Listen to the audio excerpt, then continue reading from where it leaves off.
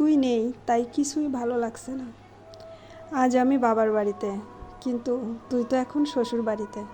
আগে দুজনেই একসাথে থাকতাম, একসাথে হাসতাম, গল্প করতাম, একটু বৃষ্টিতে ভিজে একসাথে দৌড়াতাম।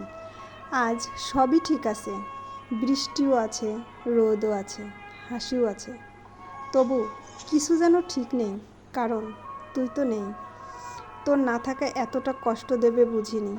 এই বাড়িটা, এই উঠান, এই বিকেল, সব তোর কথা মনে পড়িয়ে দেয়। মনটা কেমন জানি খালি খালি লাগছে। হাসি, খেলা, গল্প সব ভাগ করে নিতাম দু বোন। আর আজ সব আছে, তুই নেই। তুই এখন নতুন জীবনের পথে হাঁটছিস শ্বশুর বাড়িতে, আর আমি পুরনো স্মৃতিগুলো বুকের মাঝে নিয়ে বসে আছি।